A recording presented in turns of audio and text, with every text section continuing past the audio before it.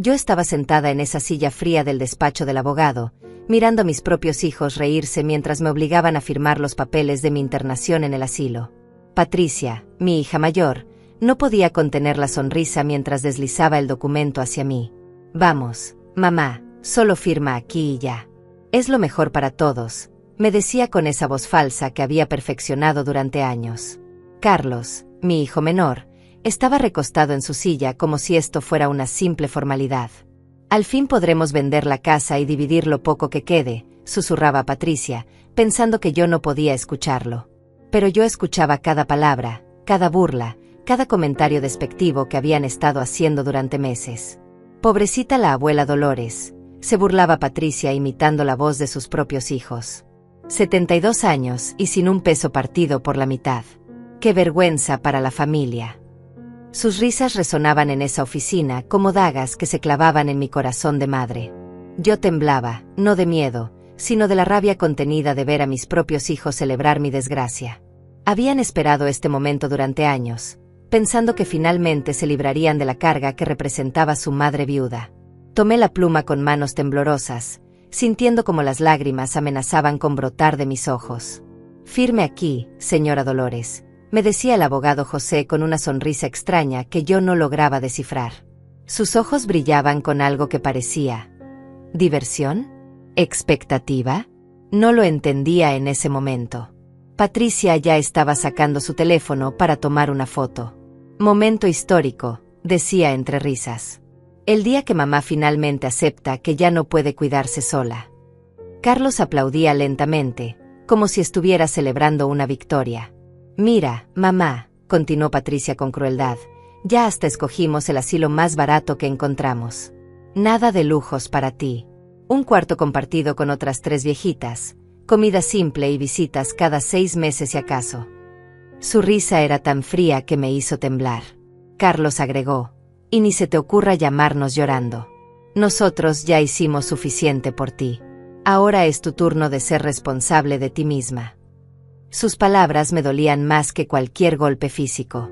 Firmé la primera página, luego la segunda. Cada trazo de mi nombre se sentía como una traición a mí misma, pero ¿qué otra opción tenía? Ellos habían hecho todo lo posible para convencerme de que era una carga, de que no tenía nada que ofrecer al mundo, de que sería mejor para todos y simplemente desaparecía en ese asilo. «Listo, mamá», dijo Patricia guardando los papeles. «Ya puedes ir preparando tus cositas. El lunes te recogen». Se levantó y ni siquiera me dio un abrazo de despedida. Carlos tampoco. Ambos se dirigieron hacia la puerta como si yo ya no existiera. «Ah, y no traigas muchas cosas», gritó Carlos desde la puerta. «El cuarto es muy pequeño. Solo lo esencial». Patricia se rió, como si tuviera algo de valor que llevar. Pero entonces, el abogado José carraspeó. «Disculpen, señores, pero hay un pequeño detalle más que debo leer en voz alta antes de que se vayan. Es un protocolo legal obligatorio».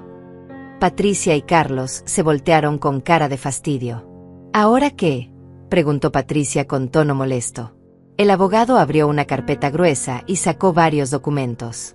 «Debo informarles oficialmente sobre el patrimonio líquido de la señora Dolores, según los documentos bancarios que acaba de presentar». Mi corazón se detuvo por un segundo. ¿Patrimonio líquido? ¿De qué estaba hablando? Su madre, la señora Dolores, posee actualmente un patrimonio líquido de $120 millones americanos, leyó José con voz clara y fuerte. El silencio que siguió fue ensordecedor. Patricia, que estaba tomando agua, comenzó a toser violentamente. El líquido se le había ido por el camino equivocado. Sus ojos se llenaron de pánico mientras luchaba por respirar. Carlos se puso completamente blanco, como si hubiera visto un fantasma, y se quedó inmóvil como una estatua de mármol, con la boca abierta y los ojos desencajados. ¿Qué dijiste?, logró susurrar Patricia entre toses, con la voz quebrada y los ojos desorbitados. Si tú también has sentido alguna vez que tu propia familia te ha dado la espalda cuando más los necesitabas, entonces sabes exactamente lo que yo estaba viviendo en ese momento. Pero lo que mis hijos no sabían era que esta historia apenas comenzaba, y que su crueldad estaba a punto de volverse en su contra de la manera más inesperada. Para entender por qué llegué a ese momento tan doloroso, tengo que llevarte conmigo al pasado, a cuando yo era solo una niña de 8 años que perdió a sus padres en un accidente de tráfico. Quedé completamente huérfana, sin nadie en el mundo que me quisiera, hasta que mi abuela Verónica, una mujer de corazón gigante, me extendió sus brazos y me dijo: «Ven acá, mi niña. Desde hoy, tú eres mi mayor tesoro». Mi abuela Verónica era una mujer extraordinaria. Tenía 70 años cuando me adoptó, pero su energía y su amor parecían inagotables. Vivía en una casa modesta en las afueras de la ciudad, con un pequeño jardín donde cultivaba tomates y rosas rojas. «Dolores», me decía mientras me enseñaba a regar las plantas, «en esta vida, solo vale la pena lo que haces con amor verdadero. Todo lo demás es solo ruido». Ella trabajaba como costurera y se quedaba despierta hasta altas horas de la madrugada para poder pagarme la escuela. Yo la veía desde mi cama, inclinada sobre su máquina de coser, con sus anteojos resbalándose por la nariz, confeccionando vestidos para las señoras del pueblo. «Mija», me decía cuando me levantaba a medianoche para ir al baño, «cada puntada que doy es una oración para que tengas un futuro mejor que el mío». Mientras tanto, mi tía Claudia, la única hermana viva de mi madre, vivía en la ciudad con su esposo y sus 2 hijos.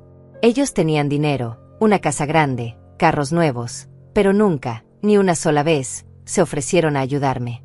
Cuando mi abuela les pidió que al menos me compraran los útiles escolares, mi tía Claudia le respondió: «Verónica, tú decidiste quedarte con esa niña.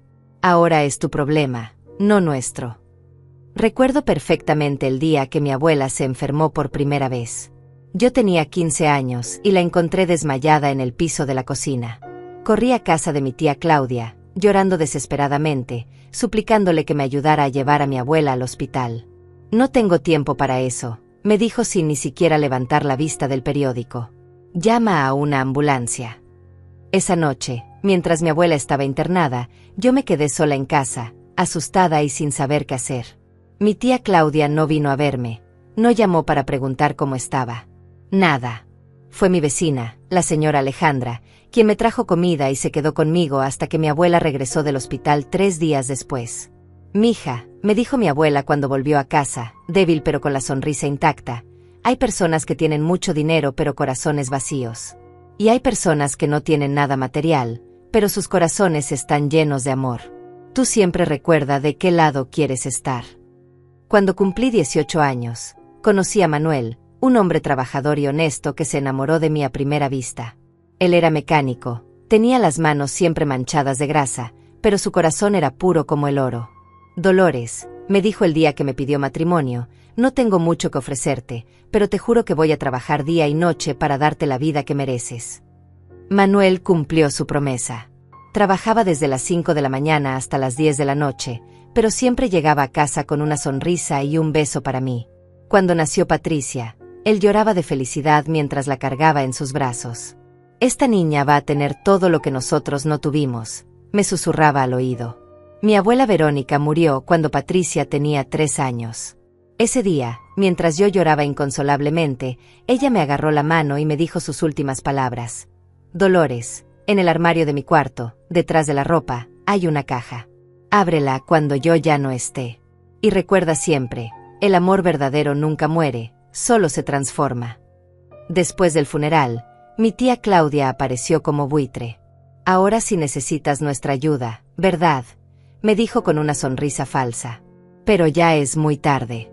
Tú elegiste quedarte con la vieja en lugar de hacer tu vida con nosotros». Sus hijos, mis primos, se reían detrás de ella.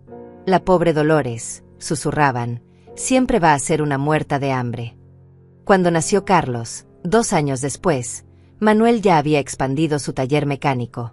«Dolores», me decía mientras cargaba a nuestro hijo, «estos niños van a tener la mejor educación, van a estudiar en las mejores universidades. Van a ser alguien en la vida». Pero algo extraño comenzó a pasar con mis hijos a medida que crecían. Mientras más dinero ganaba Manuel con su negocio, más se avergonzaban Patricia y Carlos de nuestros orígenes humildes. «Mamá», me decía Patricia cuando tenía 12 años, «¿por qué no puedes ser como las otras mamás? ¿Por qué siempre tienes que contar esas historias de tu abuela pobre?». Carlos era peor. Desde pequeño mostró una crueldad que me helaba la sangre. Cuando tenía 10 años, encontró un gatito herido en el jardín y en lugar de ayudarlo, lo pateó. Los débiles no merecen vivir, me dijo ese día, y sus palabras me recordaron dolorosamente a mi tía Claudia. Manuel murió cuando Patricia tenía 20 años y Carlos 18. Un infarto fulminante se lo llevó mientras trabajaba en su taller. Ese día, el mundo se me vino encima. Pero lo que más me dolió no fue perder a mi esposo, sino ver cómo mis propios hijos se comportaron después de su muerte.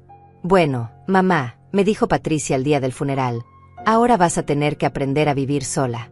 Nosotros ya tenemos nuestras propias vidas. Carlos ni siquiera esperó a que terminara el entierro para preguntarme cuánto dinero había dejado su padre. Fue entonces cuando recordé las palabras de mi abuela Verónica sobre la caja en su armario. Después de todos esos años, finalmente fui a buscarla. Lo que encontré dentro cambió mi vida para siempre, pero esa es una historia que mis hijos estaban a punto de descubrir de la manera más impactante. Después de la muerte de Manuel, mis hijos comenzaron a mostrar su verdadera cara de manera gradual, como serpientes que van soltando su piel poco a poco. Al principio, los cambios eran sutiles. Patricia, que vivía a solo 20 minutos de mi casa, comenzó a espaciar sus visitas. Mamá, estoy muy ocupada con mi trabajo, me decía por teléfono, ya sabes cómo es esto de ser adulta. Carlos, por su parte, se mudó al otro lado de la ciudad apenas 2 meses después del funeral de su padre. Necesito independizarme, me dijo el día que se llevó sus cosas. Ya no puedo estar viviendo bajo la sombra de lo que fue papá. Pero yo sabía que lo que realmente quería era alejarse de mí, de los recuerdos de nuestra vida familiar, de todo lo que le recordara sus orígenes humildes. Los primeros signos de exclusión llegaron durante las fechas especiales. Mi cumpleaños número 65 llegó y pasó sin una sola llamada de ninguno de mis hijos.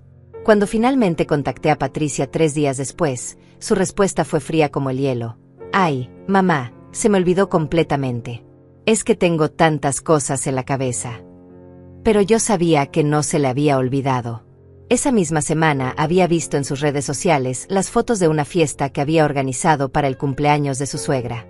Una celebración elaborada, con decoraciones elegantes, pastel de varios pisos, y toda la familia presente. A mí, su propia madre, ni siquiera me había enviado un mensaje de texto. La exclusión se intensificó cuando comenzaron a organizar reuniones familiares sin invitarme. Me enteré por casualidad cuando la vecina me comentó que había visto a Patricia y Carlos llegando juntos a un restaurante elegante con sus respectivas familias. ¿No fuiste tú también?, me preguntó inocentemente. Pensé que era una cena familiar. Esa noche llamé a Patricia para preguntarle sobre la cena. Ah, eso, me dijo con una risa nerviosa. Era solo una reunión rápida para hablar de negocios. Nada importante. Mamá, no te perdiste de nada.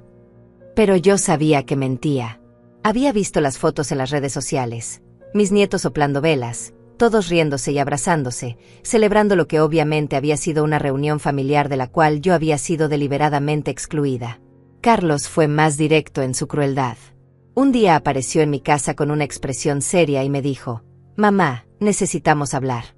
Patricia y yo hemos estado hablando, y creemos que ya es hora de que consideres mudarte a un lugar más pequeño. Esta casa es demasiado grande para ti sola». «¿Mudarte a dónde?», le pregunté, sintiendo como mi corazón comenzaba a latir más rápido. «A un apartamento pequeño», me respondió sin mirarme a los ojos. «Algo más acorde a tu situación económica actual. Papá ya no está, y mantener esta casa debe ser muy costoso para ti». Lo que realmente me dolió no fue la sugerencia en sí, sino la forma en que la hizo. Como si yo fuera una carga, como si mi bienestar fuera un problema que él necesitaba resolver para su propia tranquilidad. «Hijo», le dije con voz temblorosa, «esta casa está llena de recuerdos de tu padre, de nuestra familia. Aquí naciste tú, aquí creciste». «Exactamente», me respondió con frialdad, «son solo recuerdos del pasado. Ya es hora de que vivas en el presente». Sus palabras me atravesaron como cuchillos. Este era el mismo niño que había corrido por estos pasillos, que había jugado en este jardín, que había sido consolado en estas mismas habitaciones cuando tenía pesadillas. Pero lo peor estaba por venir. Comenzaron una campaña sistemática para aislarme socialmente. Cuando mis amigas llamaban a casa preguntando por mí, Patricia o Carlos contestaban el teléfono y les decían que yo no me encontraba bien, que estaba pasando por una etapa difícil, que era mejor dejarme sola por un tiempo. Mamá está un poco confundida últimamente, le dijo Patricia a mi amiga Alejandra, la misma vecina que me había cuidado cuando mi abuela estuvo enferma. El doctor dice que es normal a su edad, pero necesita mucho reposo y tranquilidad. Alejandra me contó esto semanas después, preocupada por mi estado de salud. Carlos fue aún más lejos. Comenzó a esparcir rumores sobre mi salud mental entre los familiares lejanos. Mamá está empezando a mostrar signos de demencia, le dijo a mi prima Verónica por teléfono. A veces no reconoce a las personas, se confunde con las fechas, dice cosas que no tienen sentido. Todo esto era completamente falso, pero lo decía con tanta convicción que la gente comenzó a creerle. La manipulación se intensificó cuando comenzaron a controlar mis finanzas. Mamá, me dijo Patricia un día, hemos estado pensando que sería mejor si nosotros manejáramos tus cuentas bancarias. Ya sabes, para asegurarnos de que no te estafen o que no gastes el dinero en cosas innecesarias.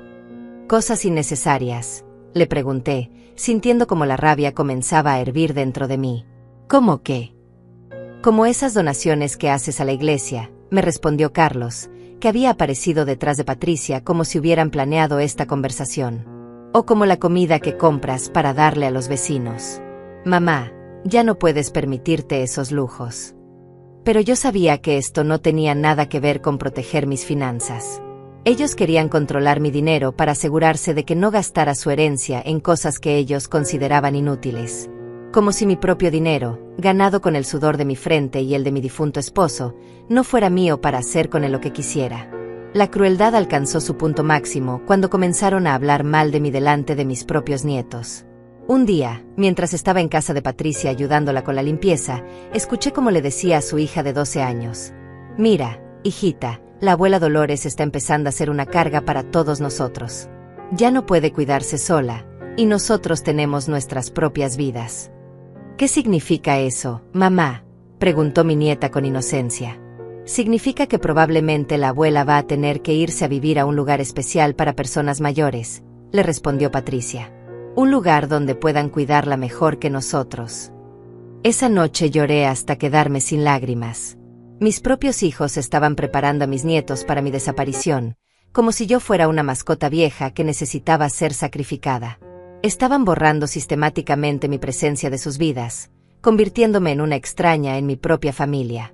Pero lo que ellos no sabían era que yo había comenzado a documentar todo. Cada conversación cruel, cada exclusión deliberada, cada mentira que contaban sobre mí. Porque algo dentro de mí, la voz de mi abuela Verónica, me susurraba que esto no era el final de mi historia, sino apenas el comienzo de algo mucho más grande. El momento que cambió todo para siempre llegó un martes por la tarde, 3 meses antes de que terminara en esa oficina firmando los papeles del asilo. Yo estaba en casa, preparando la cena como siempre, cuando sonó mi teléfono. Era una llamada de mi nieta, la hija de Patricia, pero algo estaba mal. Su voz sonaba extraña, como si estuviera llorando. «Abuela Dolores», me susurró, «¿puedes venir a buscarme a la escuela?». Mamá se olvidó de mí otra vez. Mi corazón se encogió. Esta ya era la 3ª vez en el mes que Patricia dejaba a la niña esperando en la escuela. Inmediatamente tomé mis llaves y manejé hasta allí, encontrando a mi nieta sentada sola en los escalones, con los ojos rojos de tanto llorar. «Ven acá, mi amor», le dije abrazándola fuerte. «La abuela siempre va a estar aquí para ti». Durante el camino de regreso a casa, la niña comenzó a hablarme con esa honestidad brutal que solo tienen los niños. «Abuela, es cierto que te vas a ir muy lejos y no te vamos a ver nunca más». Sus palabras me golpearon como un rayo. «¿Quién te dijo eso, mi amor?». «Mamá y papá estaban hablando anoche», me respondió con voz pequeña. «Dijeron que ya encontraron un lugar para mandarte, que va a ser mejor para todos, especialmente para ellos». Cuando llegamos a mi casa, mi nieta se quedó dormida en el sofá. Yo aproveché para revisar su mochila y asegurarme de que tuviera todo para el día siguiente. Fue entonces cuando encontré algo que me heló la sangre. El teléfono de Patricia se había quedado en la mochila de la niña y tenía varios mensajes de WhatsApp sin leer. No era mi intención espiar, pero la pantalla se encendió automáticamente y vi los nombres en la conversación: Patricia, Carlos y alguien llamado Dr. Martínez, geriatra. Mi corazón comenzó a latir descontroladamente. ¿Un geriatra? ¿Por qué mis hijos estaban hablando con un doctor especializado en personas mayores sin decirme nada? No pude resistir la tentación. Abrí la conversación y lo que leí me dejó sin respiración. Carlos había escrito: «Doctor, necesitamos que nos ayude a convencer a nuestra madre de que ya no puede vivir sola. Ella se resiste a la idea del asilo, pero nosotros ya no podemos hacernos cargo de ella». El doctor había respondido: «Entiendo perfectamente su situación. Es muy común que las personas mayores se resistan al cambio. ¿Han considerado la opción de un certificado de incapacidad mental? Eso facilitaría mucho el proceso legal». Patricia había contestado: «¿Eso es posible?». Ella todavía está bastante lúcida, pero obviamente ya no puede tomar decisiones importantes por sí misma. ¿Cuánto costaría ese certificado? Mis manos temblaban mientras seguía leyendo. Carlos había enviado: «Doctor, lo que necesitamos es que quede muy claro en el certificado que mamá representa un peligro para sí misma, que no puede manejar dinero, que se olvida de apagar la estufa, que dice cosas sin sentido. Lo que sea necesario para justificar la internación». El doctor había respondido: «Por $1000 puede extender un certificado médico que indique deterioro cognitivo severo y recomendación de internación inmediata. Solo necesito que me traigan a la paciente para una consulta de rutina». Sentí como si el mundo se hubiera detenido. Mis propios hijos estaban conspirando para declararme mentalmente incapaz, comprando un certificado médico falso para poder internarme contra mi voluntad. Todo este tiempo que pensé que estaban siendo crueles por egoísmo, en realidad habían estado ejecutando un plan calculado para deshacerse de mí. Seguí leyendo con horror creciente. Patricia había escrito: «Perfecto, doctor. Y una vez que tengamos el certificado, ¿cuánto tiempo tomará el proceso de internación?». «Con los documentos correctos, pueden tenerla internada en menos de una semana», había respondido el doctor. «Y una vez adentro, será muy difícil que pueda salir, especialmente si ustedes son sus únicos familiares cercanos». Carlos había agregado: «Excelente. Y sobre la casa y las cuentas bancarias, necesitaremos algún documento especial para manejar sus finanzas». El doctor había contestado: «Con el certificado de incapacidad mental, ustedes podrán solicitar la tutela legal completa. Eso les dará control total sobre todos sus bienes». La conversación continuaba, pero yo ya no podía leer más. Las lágrimas me impedían ver claramente. Mis hijos no solo querían internarme, sino que habían planeado robarme todo lo que tenía. Estaban comprando documentos falsos, sobornando a un doctor y preparándose para robar mi casa y mis ahorros. Pero lo que más me dolía era leer los mensajes donde hablaban de mí como si ya estuviera muerta. «Una vez que esté en el asilo, podremos vender la casa inmediatamente», había escrito Patricia. «Yo ya hablé con un agente inmobiliario. Dice que podemos sacar al menos $200,000. Carlos había respondido: «Y lo mejor de todo es que ya no tendremos que fingir que nos importa. Nada de visitas obligatorias, nada de llamadas preguntando cómo estamos. Finalmente seremos libres». Patricia había enviado varios emojis de risa antes de escribir: «Mamá siempre decía que la familia era lo más importante. Pues ahora va a descubrir lo importante que es para nosotros». Más emojis de risa siguieron a este mensaje. En ese momento, mi nieta se despertó y me vio llorando. «¿Qué pasa, abuela? ¿Estás triste?». Me sequé las lágrimas rápidamente y le sonreí. «No es nada, mi amor. Solo estaba pensando en cosas de adultos». Pero por dentro, algo había cambiado para siempre. La ingenuidad se había roto, la esperanza de que mis hijos pudieran cambiar se había evaporado. Ahora sabía exactamente con quién estaba tratando, no con hijos desagradecidos, sino con estafadores calculadores que habían estado planeando mi destrucción durante meses. Esa noche, después de llevar a mi nieta de vuelta con Patricia, tomé una decisión que cambiaría todo. Recordé las palabras de mi abuela Verónica: «Mija, nunca dejes que nadie te trate como si fueras menos de lo que vales». Y también recordé la caja que había encontrado en su armario después de su muerte, la caja que contenía secretos que mis hijos nunca podrían imaginar. Era hora de que Dolores dejara de ser la víctima y se convirtiera en la protagonista de su propia historia. Ellos habían subestimado gravemente a la vieja inútil que pensaban que era. Pronto descubrirían que la nieta de Verónica tenía más fuerzas de las que habían imaginado, y que su plan perfecto estaba a punto de convertirse en su peor pesadilla. La guerra había comenzado, pero ellos aún no lo sabían. El día que mis hijos habían planeado como mi sentencia de muerte llegó más rápido de lo que esperaba. Patricia me llamó el viernes por la mañana con esa voz falsa que ya había aprendido a reconocer perfectamente. Mamá, necesitas venir al despacho del abogado José el lunes a las 2 de la tarde. Es sobre unos papeles importantes que papá dejó sin firmar. ¿Qué papeles?, le pregunté, aunque ya sabía exactamente de qué se trataba. Son cosas legales complicadas, me respondió evasivamente. El abogado te va a explicar todo. Solo asegúrate de estar ahí puntual. Su tono era el de alguien que estaba tratando de sonar casual, pero yo podía escuchar la excitación apenas contenida en su voz. Ese fin de semana fue el más largo de mi vida. Sabía que el lunes sería el día en que mis propios hijos intentarían destruirme, pero también sabía que tenía cartas bajo la manga que ellos ni siquiera podían sospechar. Pasé esos días preparándome mentalmente, recordando todas las lecciones que mi abuela Verónica me había enseñado sobre la fortaleza y la dignidad. El lunes llegué al despacho del abogado José exactamente a las 2 de la tarde. Patricia y Carlos ya estaban allí, sentados como buitres esperando a su presa. «Hola, mamá», me dijeron al unísono, pero ninguno se levantó a abrazarme. Sus rostros tenían esa expresión de falsa preocupación que había visto tantas veces en los últimos meses.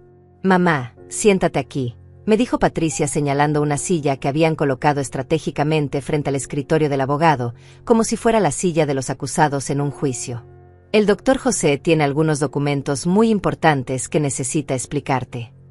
El abogado José me miró con una expresión extraña que no pude descifrar en ese momento. Había algo en sus ojos que parecía... ¿lástima? ¿Diversión? ¿Conocimiento de algo que yo no sabía?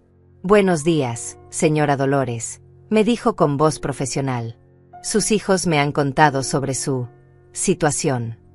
«¿Mi situación?», pregunté, aunque perfectamente sabía a qué se refería. Carlos se aclaró la garganta. «Mamá, hemos estado muy preocupados por ti. Ya no puedes vivir sola, te olvidas de las cosas, a veces dices cosas que no tienen sentido». Sus mentiras sonaban tan ensayadas que era obvio que había practicado este discurso. Patricia se unió al ataque. «El doctor Martínez, ¿recuerdas que fuiste a verlo la semana pasada? Nos explicó que tiene síntomas de deterioro cognitivo avanzado». Por supuesto, yo nunca había ido a ver a ningún doctor Martínez, pero ellos habían fabricado toda una historia para justificar su traición. «Mamá», continuó Carlos con esa voz condescendiente que había perfeccionado, «encontramos el lugar perfecto para ti. Es un asilo muy bonito, con jardines y actividades para personas de tu edad. Vas a estar mucho mejor ahí que sola en esa casa grande».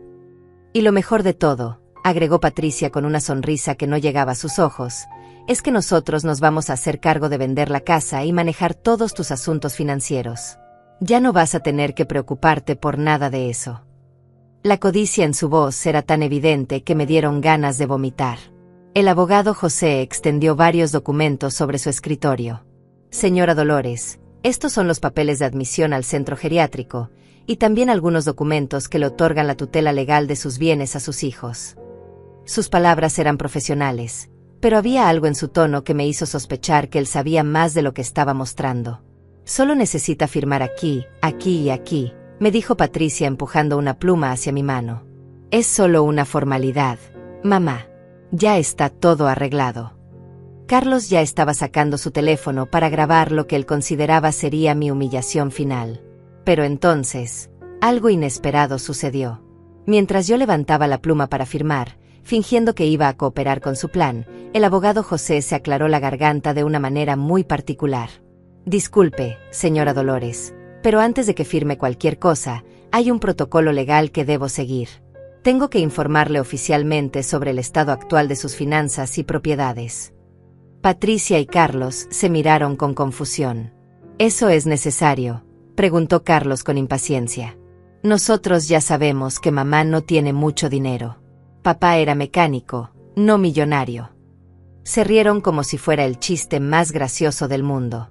«Sí, doctor José», añadió Patricia, «todos sabemos que mamá vive de una pensión miserable y de los pocos ahorros que papá pudo dejar. No hay necesidad de leer nada». Su arrogancia era tan evidente que me dolía físicamente escucharla. Pero el abogado José no se inmutó. Abrió una carpeta gruesa que había estado sobre su escritorio y sacó varios documentos oficiales. Lo siento, pero es un requisito legal ineludible. Cuando alguien va a transferir la tutela de sus bienes, debo leer en voz alta el inventario completo de su patrimonio. ¿Inventario?, preguntó Carlos con una risa nerviosa. Doctor, con todo respeto, esto es una pérdida de tiempo. Mi madre tiene una casa vieja que vale tal vez $200,000 y una cuenta de ahorros con unos pocos miles. Nada más. Exacto, confirmó Patricia. Mamá siempre ha sido muy pobre. Por eso es que nosotros tenemos que hacernos cargo de ella ahora. Sus palabras estaban llenas de desprecio, como si la pobreza fuera un crimen del cual yo era culpable. El abogado José me miró directamente a los ojos, y por primera vez desde que había llegado, vi una pequeña sonrisa formándose en las comisuras de su boca. Señora Dolores, ¿está usted de acuerdo en que proceda con la lectura oficial de su patrimonio?, me preguntó, y había algo en su tono que me hizo entender que él sabía exactamente lo que estaba haciendo. Sí, respondí con voz firme, sintiendo como la adrenalina comenzaba a correr por mis venas. Por favor, proceda. Patricia y Carlos suspiraron con exasperación, como si esto fuera solo un trámite tedioso que tenían que soportar antes de poder celebrar su victoria. El abogado José puso sus anteojos, tomó el primer documento y comenzó a leer con voz clara y profesional. Inventario oficial del patrimonio de la señora Dolores María Rodríguez, viuda de Manuel Alejandro Pérez, realizado el día de hoy por orden judicial. Propiedades inmobiliarias, continuó leyendo. Casa principal ubicada en Avenida Central 4523, valorada en $250,000. Edificio comercial ubicado en calle Bolívar 1876, valorada en $2,800,000. Terreno rural de 500 hectáreas en Valle Verde, valorado en $8 millones. El silencio que siguió fue tan denso que se podía cortar con un cuchillo.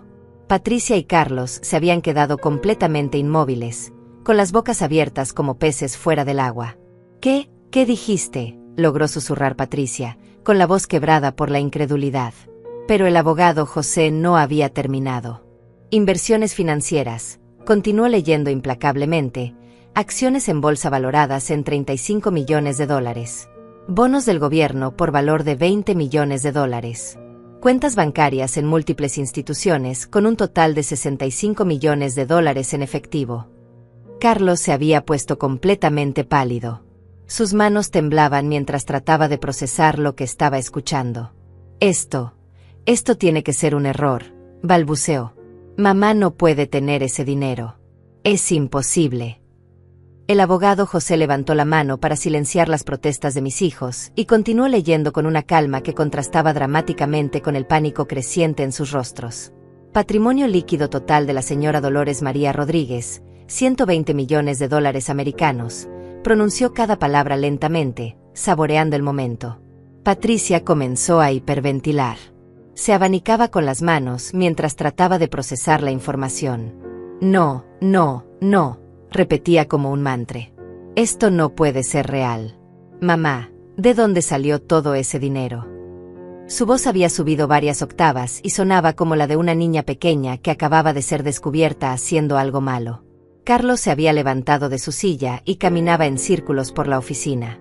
Tiene que haber un error en los documentos, decía una y otra vez. Mamá, diles que hay un error. Tú no tienes ese dinero, ¿verdad? Diles que es un malentendido. Pero yo me mantuve en silencio, observando cómo se desmoronaba su mundo de certezas. Era fascinante ver cómo la codicia que los había cegado durante años ahora se convertía en pánico puro al darse cuenta de que habían estado atacando no a una anciana indefensa, sino a una de las mujeres más ricas de la ciudad. Pero hay más, continuó el abogado José con una sonrisa que ya no trataba de ocultar.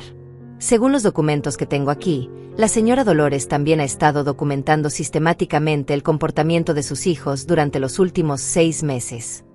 Sacó una carpeta aún más gruesa de su cajón. ¿Documentando?, preguntó Patricia con voz temblorosa. ¿Qué significa eso? Pero por la expresión de terror en su rostro, creo que ya sabía exactamente lo que significaba. El abogado José abrió la carpeta y comenzó a sacar fotografías, grabaciones de audio y transcripciones de conversaciones. Tenemos aquí, dijo mientras ordenaba los documentos sobre su escritorio, una colección bastante completa de evidencia que demuestra un patrón sistemático de abuso emocional, manipulación financiera e intentos de fraude. Carlos se dejó caer en su silla como si le hubieran disparado. «Fraude», susurró. «¿De qué fraude hablas?» Pero sus manos temblaban tanto que no podía mantenerlas quietas. «Empecemos por esto», dijo el abogado José levantando una grabación de audio. «Esta es una conversación telefónica entre ustedes dos, grabada hace 3 semanas». Presionó el botón de reproducir y la voz de Patricia llenó la habitación. «Carlos, ya hablé con el doctor Martínez. Por $1000 nos va a dar el certificado de demencia que necesitamos. Una vez que tengamos eso, podemos internar a mamá y quedarnos con todo». La voz de Carlos respondía desde la grabación. «Perfecto. Y una vez que esté encerrada, vendemos la casa inmediatamente. Yo ya tengo comprador. Podemos dividir los $200,000 y olvidarnos de que esta vieja existe». Patricia se había puesto verde. «¿Cómo? ¿Cómo obtuviste esa grabación?», tartamudeó. «Eso es ilegal. No puedes grabar conversaciones privadas sin nuestro consentimiento». «En realidad», respondió el abogado José con satisfacción evidente, «su madre tiene todo el derecho legal de grabar conversaciones que involucren planes para defraudarla. Y tenemos muchas más». Comenzó a reproducir otra grabación donde Carlos decía: «Una vez que la internemos, va a estar tan drogada con los medicamentos que ni siquiera va a recordar su propio nombre. Será como si ya estuviera muerta». La voz de Patricia en la grabación respondía con risas. «¿Qué alivio va a ser? Finalmente podremos vivir nuestras vidas sin tener que fingir que nos importa esa vieja estúpida». Carlos se puso de pie violentamente, tirando la silla al suelo. «Esto es una trampa», gritó. «Tú nos tendiste una trampa, mamá. Nos hiciste creer que eras pobre para poder grabarnos». «¿Una trampa?», le respondí finalmente, con una calma que me sorprendió a mí misma. «¿Coles trampa al hecho de que yo nunca les mentí sobre mi situación financiera? Ustedes simplemente asumieron que era pobre porque así era más fácil justificar su crueldad». Patricia comenzó a llorar, pero no eran lágrimas de arrepentimiento, sino de frustración pura. «Pero mamá, si tenías todo ese dinero, ¿por qué vivías como si fueras pobre? ¿Por qué no nos dijiste nada?». «¿Por qué?», le respondí mirándola directamente a los ojos. «Quería ver quiénes eran realmente mis hijos cuando pensaban que no tenían nada que ofrecerles. Y ahora lo sé». Mis palabras cayeron sobre ellos como martillazos. El abogado José continuó sacando documentos. «También tenemos aquí las transcripciones de sus conversaciones con el falso doctor Martínez, incluyendo los recibos de los $1000 que pagaron por un certificado médico fraudulento». Mostró una serie de papeles que hacían que Carlos pareciera a punto de desmayarse. «Y aquí», continuó implacablemente, «tenemos las capturas de pantalla de sus conversaciones por WhatsApp donde discuten en detalle cómo planean dividir los bienes de su madre después de internarla. Incluyendo esta joya», levantó una hoja, donde Patricia dice textualmente: «Una vez que esté en el asilo, la vamos a visitar una vez al año en Navidad, solo para mantener las apariencias». Patricia se cubrió el rostro con las manos. «Para. Ya para. No queremos escuchar más». Pero el abogado José no había terminado. «Y finalmente», dijo sacando un último documento, «tenemos aquí el contrato firmado con el agente inmobiliario para vender la casa de su madre, firmado 2 semanas antes de esta reunión.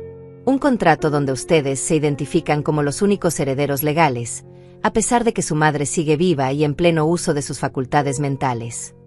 Carlos comenzó a caminar hacia la puerta. «Me voy de aquí. Esto es una persecución. No tengo por qué escuchar más». Pero el abogado José lo detuvo con sus siguientes palabras. «Me temo que no pueden irse todavía.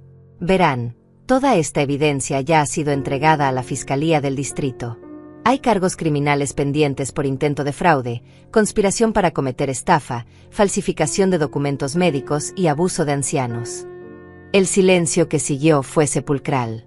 Patricia y Carlos se miraron como 2 criminales que acababan de ser atrapados con las manos en la masa. Porque eso era exactamente lo que eran. «Cargos criminales», susurró Patricia. «Puede ir a la cárcel por esto». Su voz sonaba pequeña y asustada, muy diferente de la mujer arrogante que había entrado a esa oficina 1 hora antes. El intento de fraude contra personas mayores, explicó el abogado José consultando sus notas, puede resultar en hasta 10 años de prisión. La falsificación de documentos médicos agrega otros 5 años. Y la conspiración para cometer estafa puede agregar otros 7 años más. Carlos se desplomó en su silla. Mamá, me suplicó con lágrimas en los ojos. Por favor. Somos tu familia. No puedes hacernos esto. Nosotros solo estábamos preocupados por ti. Pero yo había esperado demasiado tiempo para este momento como para sentir lástima ahora. Los días que siguieron a esa revelación en la oficina del abogado fueron los más intensos de mi vida. Patricia y Carlos no se dieron por vencidos fácilmente. Al contrario, su desesperación los convirtió en enemigos aún más peligrosos de lo que habían sido antes. Ahora sabían que había $120 millones en juego, y eso los volvió completamente locos. La primera retaliación llegó esa misma noche. Mi teléfono no paraba de sonar.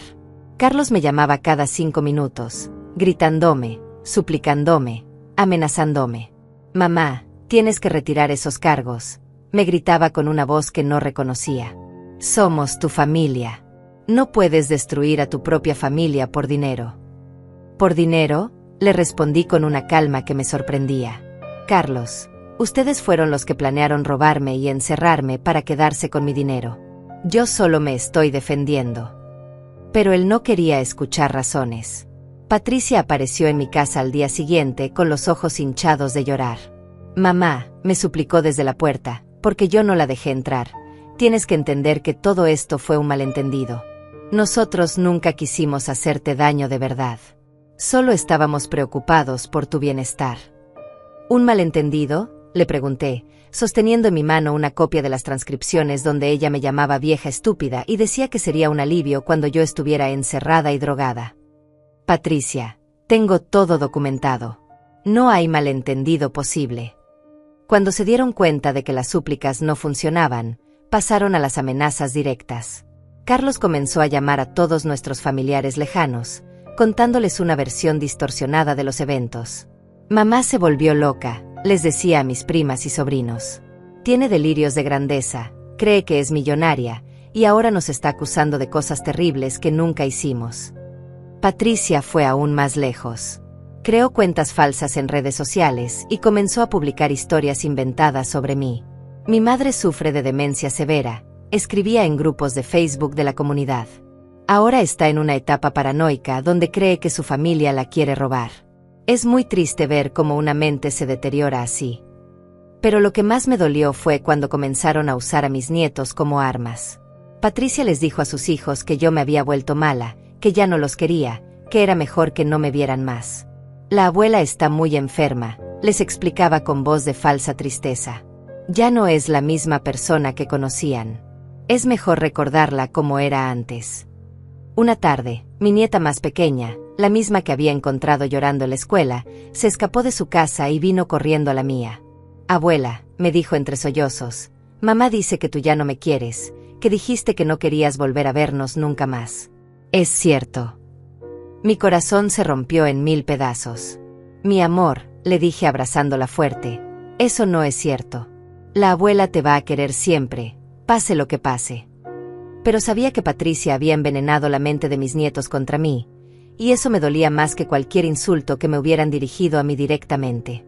La presión se intensificó cuando Carlos comenzó a seguirme. Aparecía en el supermercado cuando yo estaba comprando, se estacionaba afuera de mi casa durante horas, me seguía cuando iba al banco.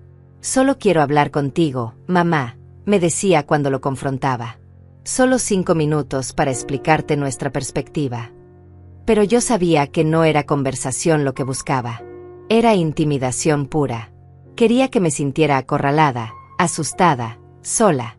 Quería que la presión constante me hiciera dudar de mi decisión de exponerlos. Patricia intentó una estrategia diferente. Comenzó a aparecerse en mi casa con familiares lejanos, personas que no había visto en años, para presionarme emocionalmente. Mira, mamá, me decía, tu prima Alejandra vino especialmente para hablar contigo. Está muy preocupada por esta situación familiar. Mi prima Alejandra, a quien Patricia obviamente había llenado de mentiras, me miraba con lástima. Dolores, Me decía con voz condescendiente. Entiendo que estés pasando por un momento difícil, pero destruir a tus propios hijos no es la solución. La familia es lo más importante. La familia es lo más importante, le respondí mostrándole las transcripciones de las conversaciones donde mis hijos planeaban internarme contra mi voluntad. ¿Esto te parece amor familiar? Alejandra se quedó sin palabras al leer los documentos. La campaña de difamación se intensificó cuando Carlos contactó a los medios locales, inventando una historia sobre una anciana millonaria que había perdido la razón y estaba acusando falsamente a sus hijos cariñosos. Es una tragedia, le dijo a un reportero que vino a mi casa. Mamá era una mujer tan dulce antes de que la enfermedad la cambiara. Pero el reportero era más inteligente de lo que Carlos había esperado. Cuando le mostré todas las evidencias, las grabaciones, los documentos del falso doctor, el periodista se dio cuenta inmediatamente de quién era realmente la víctima en esta historia. Señora Dolores, me dijo después de revisar toda la documentación, ¿estaría dispuesta a dar una entrevista? Esta historia necesita ser contada. Hay muchas personas mayores que sufren este tipo de abuso por parte de sus familias. Esa noche, después de que el reportero se fue, me sentí más sola que nunca. Estaba sentada en la cocina de la casa donde había criado a mis hijos, donde había cocinado miles de comidas para ellos, donde había curado sus heridas cuando eran pequeños, y me pregunté si había hecho lo correcto. Fue entonces cuando recordé algo que me llenó de fuerza. Fui al cuarto de mi abuela Verónica, que había mantenido exactamente como ella lo había dejado, y abrí esa caja que había encontrado después de su muerte. Adentro había cartas, fotografías y documentos que habían cambiado mi vida para siempre. Pero también había algo más.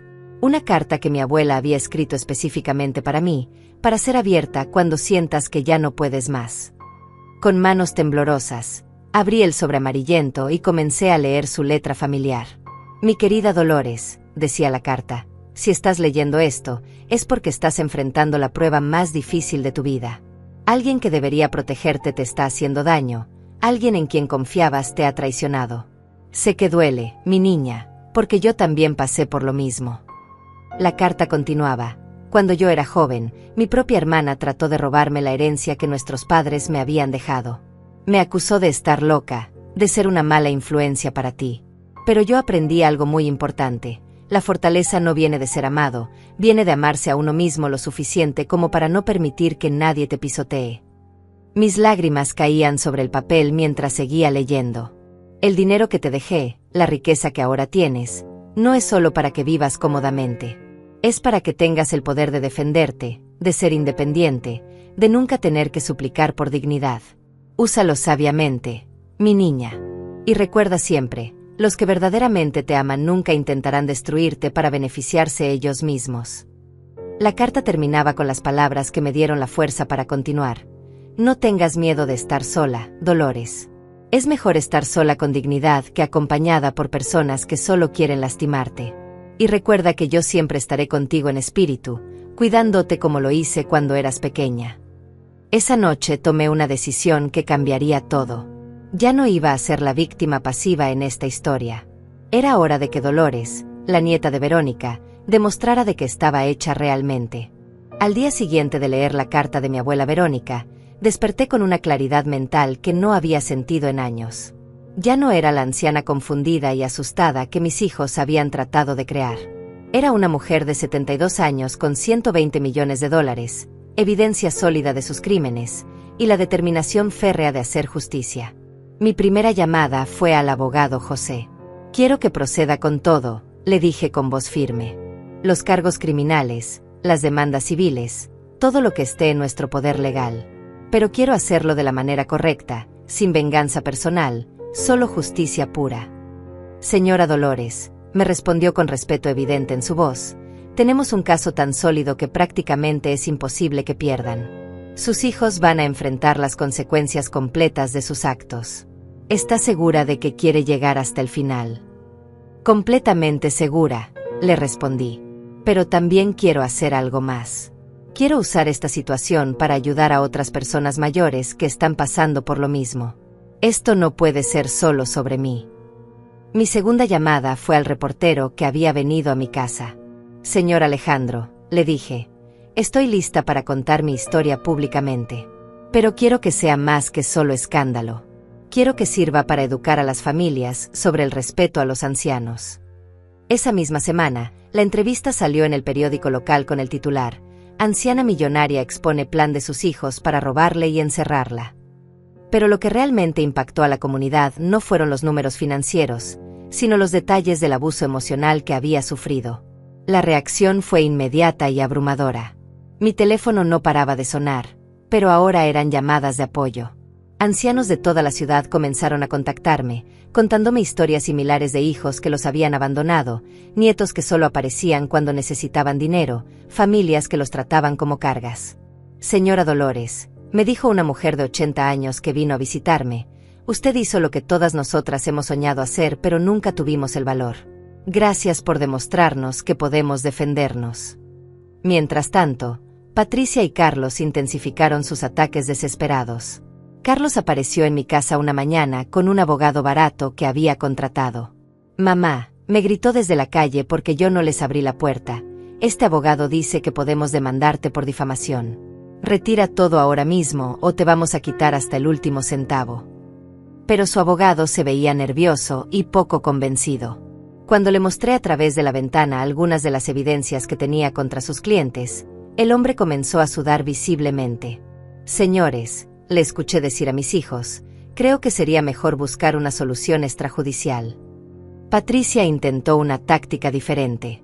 Comenzó a aparecer en la iglesia que yo frecuentaba, fingiendo ser la hija devota preocupada por su madre enferma. Padre Miguel, le decía al sacerdote con lágrimas cocodrilos, mi madre está muy confundida. Está acusando a su propia familia de cosas terribles. ¿Podría usted hablar con ella? Pero el padre Miguel era un hombre sabio que había visto muchas situaciones familiares complicadas. Cuando me pidió una reunión privada, yo le mostré toda la documentación. Hija mía, me dijo después de revisar las evidencias, lo que tus hijos planearon hacer contigo no solo es criminal, es un pecado contra el cuarto mandamiento. Tienes todo mi apoyo. La situación legal avanzaba rápidamente.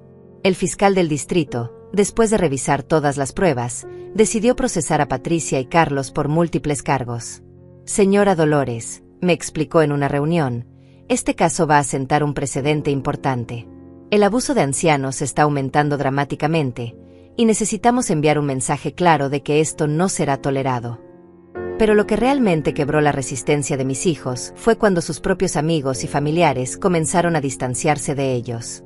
Las evidencias eran tan claras y tan crueles que nadie podía justificar sus acciones. Patricia perdió varios clientes en su trabajo cuando la historia se hizo pública. Carlos fue despedido de su empleo cuando su jefe se enteró de que estaba siendo procesado por fraude contra ancianos. ¿Ves lo que has hecho?, me gritó Patricia en una confrontación desesperada en el estacionamiento del supermercado. Destruiste nuestras vidas. Nuestros propios hijos están siendo bully de la escuela porque su abuela es famosa por ser una anciana vengativa. Patricia, le respondí con una calma que la enfureció aún más. Yo no destruí sus vidas. Ustedes las destruyeron solos cuando decidieron traicionarme. Yo solo me defendí. Carlos intentó chantajearme emocionalmente una última vez. Mamá, si sigues adelante con esto, nunca más vas a ver a tus nietos. Te vamos a cortar completamente de la familia. Pero sus amenazas ya no tenían poder sobre mí. Carlos, le dije mirándolo directamente a los ojos, mis nietos van a crecer y van a poder leer los periódicos. Van a poder ver las evidencias. Y van a entender quién fue realmente la víctima en esta historia. La verdad siempre sale a la luz. La presión legal finalmente los quebró. Su abogado les aconsejó que buscaran un acuerdo para evitar la prisión. Señora Dolores, me llamó el abogado José una tarde, Patricia y Carlos quieren reunirse para negociar un arreglo. Están dispuestos a admitir su culpabilidad públicamente y pagar restitución completa por los daños emocionales. ¿Qué tipo de restitución?, pregunté, aunque el dinero no era lo que me motivaba. Quieren devolver los $1,000 que pagaron por el certificado médico falso, pagar las costas legales, y hacer servicio comunitario en asilos de ancianos por 2 años. Pero yo tenía una condición adicional. Quiero que escriban cartas públicas de disculpa, admitiendo exactamente lo que hicieron y por qué estuvo mal. Y quiero que esas cartas sean publicadas en el mismo periódico donde salió mi entrevista. La reunión de negociación fue surreal. Patricia y Carlos, que meses antes se reían mientras me obligaban a firmar papeles para el asilo, ahora estaban sentados frente a mí como criminales convictos, suplicando mi misericordia. «Mamá», me dijo Patricia con voz quebrada, «sabemos que lo que hicimos estuvo mal. Estábamos cegados por la codicia. Pero somos tus hijos. Tiene que haber alguna manera de arreglar esto». Los miré a ambos durante un largo momento, estos dos adultos que había criado con tanto amor, que había cuidado cuando estaban enfermos, que había defendido ante todo el mundo. Y sentí nada. Ni amor, ni odio, ni siquiera lástima. Solo una profunda tristeza por lo que pudiera haber sido. «Está bien», les dije finalmente. «Acepto el acuerdo. Pero con una condición final, van a respetar la orden de restricción que voy a solicitar. No quiero que se acerquen a mí a menos que sea estrictamente necesario para asuntos legales. Y si alguna vez, intentan manipular a mis nietos contra mí otra vez, yo voy a proceder con todos los cargos criminales sin piedad». Sus cartas de disculpa fueron publicadas una semana después. Fueron humillantes para ellos, pero justas. Admitían públicamente haber planeado internarme falsamente, haber intentado robar mi patrimonio y haber abusado emocionalmente de mí durante meses. Pero mi venganza más satisfactoria no fue legal, sino moral. Había demostrado que los ancianos no somos víctimas indefensas. Había probado que la dignidad no se negocia. Y había enviado un mensaje claro a cualquier familia que estuviera considerando abusar de sus mayores: nosotros también sabemos pelear. 6 meses después de esa confrontación en la oficina del abogado José, mi vida había cambiado de maneras que nunca habría imaginado. Ya no era solo Dolores, la viuda pobre que vivía de recuerdos. Ahora era Dolores, la mujer que se había defendido, que había demostrado que la edad no significa debilidad, y que había encontrado una nueva razón de vivir en medio del dolor más profundo. Con parte de mi patrimonio, decidí hacer algo que sé que mi abuela Verónica habría aprobado completamente. Compré un edificio abandonado en el centro de la ciudad y lo convertí en el Centro de Apoyo para Adultos Mayores Verónica Pérez, en honor a la mujer que me enseñó que el amor verdadero nunca es condicionado. El centro no era un asilo tradicional. Era un lugar donde los ancianos podían venir durante el día para socializar, aprender nuevas habilidades, recibir asesoramiento legal gratuito sobre el abuso familiar y, sobre todo, recordar que sus vidas tenían valor y dignidad independientemente de lo que sus familias pensaran de ellos. «Señora Dolores», me dijo don Manuel, un hombre de 80 años cuyo hijo había estado robándole la pensión durante años, «este lugar me salvó la vida. Yo pensaba que era normal que mi familia me tratara como un estorbo. Pero usted me enseñó que merezco respeto». Cada historia que escuchaba en el centro me confirmaba que mi experiencia no había sido única. Había cientos, tal vez miles de ancianos en nuestra ciudad que estaban siendo abusados, manipulados o simplemente ignorados por sus propias familias. Y muchos de ellos habían comenzado a creer que se lo merecían. «El abuso de ancianos», le dije al periodista Alejandro durante una entrevista de seguimiento 6 meses después, «no siempre son golpes físicos. A veces es el hijo que solo llama cuando necesita dinero. A veces es la hija que dice, ya no puedes cuidarte sola, para poder vender tu casa. A veces es la familia que te trata como si fueras un mueble viejo que ya no sirve». Mi historia había resonado mucho más allá de nuestra ciudad. Comencé a recibir cartas de personas mayores de todo el país, contándome sus propias experiencias de abuso familiar. Algunas historias eran tan terribles que me quedaba despierta por las noches pensando en el sufrimiento silencioso de tantas personas. Una carta que me llegó de una mujer de 75 años en México me partió el corazón. «Señora Dolores, mi hijo me quitó mi casa diciéndome que era por mi propio bien. Ahora vivo en un cuarto pequeño en el fondo de su casa, como una sirvienta. Pero después de leer su historia, me di cuenta de que no tengo que aceptar esto. Voy a buscar ayuda legal». Decidí expandir mi misión. Con la ayuda del abogado José, establecimos un fondo legal gratuito para ancianos que estuvieran siendo abusados por sus familias. También creamos una línea telefónica de apoyo, operada las 24 horas por voluntarios entrenados, muchos de ellos personas mayores que habían pasado por experiencias similares. Lo más importante, les decía a los nuevos voluntarios durante las sesiones de entrenamiento, es hacerles saber que no están solos. El abuso familiar te hace sentir como si fueras tú el problema, como si fueras una carga.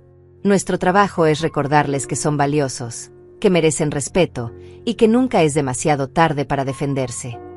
En cuanto a Patricia y Carlos, nuestras vidas se desarrollaron en mundos completamente separados. Cumplieron con su servicio comunitario trabajando en asilos, una ironía que no se les escapó a nadie. Patricia me contó una amiga común que al principio odiaba cada minuto de su castigo, pero que gradualmente había comenzado a entender el dolor que había causado. Hay una señora en el asilo, le había dicho Patricia a esta amiga, que me recuerda mucho a mamá. Sus hijos la abandonaron allí y nunca la visitan. Cuando la veo tan sola, me doy cuenta de lo cerca que estuve de convertir a mi propia madre en esa mujer. Carlos, según supe, había tenido una crisis emocional más profunda. Su esposa había amenazado con divorciarse cuando se enteró de lo que había planeado hacerme. No puedo estar casada con alguien capaz de tratar así a su propia madre, le había dicho. Él había entrado en terapia psicológica, tratando de entender cómo había llegado a ser tan cruel. Mis nietos, ahora que eran mayores, habían comenzado a buscarme por su cuenta. Mi nieta mayor, que ya tenía 17 años, vino a visitarme al centro una tarde. «Abuela», me dijo con lágrimas en los ojos, «leí todo lo que mamá y el tío Carlos te hicieron. No sabía nada de eso cuando era pequeña. Quiero pedirte perdón por parte de toda la familia». «Mi amor», le respondí abrazándola fuerte, «tú no tienes nada de qué disculparte. Tú eras una niña inocente en una situación creada por adultos. Lo único que quiero es que aprendas de esto. Nunca permitas que nadie te haga sentir que no vales nada, sin importar quién sea esa persona». Un año después de la confrontación, recibí una carta inesperada. Era de Patricia, escrita a mano en papel con membrete del asilo donde hacía su servicio comunitario. «Mamá», comenzaba la carta, «sé que no tengo derecho a pedirte perdón después de todo lo que te hice. Pero necesito que sepas que cada día que paso aquí, viendo a estos ancianos abandonados, entiendo más profundamente el monstruo en el que me había convertido». La carta continuaba, «No te estoy pidiendo que me perdones, porque sé que eso tomará tiempo, si es que alguna vez sucede. Solo quiero que sepas que el trabajo que estás haciendo en el centro, ayudando a personas como las que veo aquí todos los días, es hermoso. Papá estaría orgulloso de la mujer en la que te has convertido después de todo esto». Lloré cuando terminé de leer esa carta. No porque quisiera correr a abrazar a Patricia y fingir que nada había pasado, sino porque por primera vez en años, reconocía una chispa de la hija que había criado en esas palabras. Tal vez, con mucho tiempo y mucho trabajo, podríamos encontrar algún tipo de reconciliación. Pero sería en mis términos, con mi dignidad intacta. 2 años después, el Centro Verónica Pérez había ayudado a más de 500 ancianos a salir de situaciones de abuso familiar. Habíamos logrado que se aprobara una nueva ley en nuestro estado que hacía más fácil procesar casos de abuso de ancianos.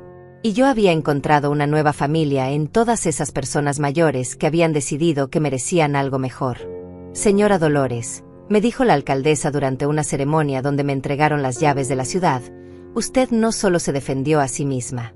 Defendió a una población entera que había sido silenciada durante demasiado tiempo. Su valor cambió las leyes, cambió las actitudes y salvó vidas». Esa noche, en mi casa que ahora estaba llena de fotografías de todas las personas a las que había ayudado, me senté en el jardín donde mi abuela Verónica solía cultivar sus rosas rojas. Las plantas habían crecido enormemente, y sus flores eran más brillantes que nunca. «Abuela», le susurré al viento, «espero que estés orgullosa. Usé la herencia que me dejaste no solo para vivir, sino para vivir con propósito. Y descubrí algo que tal vez tú ya sabías. La mayor riqueza no está en el dinero que tienes, sino en la dignidad con la que vives y en las vidas que tocas de manera positiva». Mientras las estrellas aparecían en el cielo nocturno, reflexioné sobre todo lo que había aprendido. Había descubierto que el amor de familia no es automático, que se gana y se mantiene con respeto mutuo. Había aprendido que la edad trae sabiduría, pero también vulnerabilidad, y que esa vulnerabilidad no debe ser explotada sino protegida. Pero sobre todo, había aprendido que nunca es demasiado tarde para defenderse, para exigir dignidad, para rehusarse a ser tratado como menos de lo que eres. Había aprendido que a veces, la mayor herencia que puedes recibir no es dinero, sino la fortaleza para usarlo de manera que honre la memoria de quienes te amaron verdaderamente. Y si hay algo que quiero que recuerden todos los que escuchen mi historia, es esto: tu valor como persona no disminuye con la edad. Tu derecho al respeto no expira cuando cumples 60, 70 u 80 años. Y si alguien que dice amarte te trata como si fueras una carga, recuerda que el problema no eres tú. Porque al final del día, la mayor herencia que podemos dejar no son los bienes materiales, sino el ejemplo de que vivimos con dignidad hasta el último día de nuestras vidas.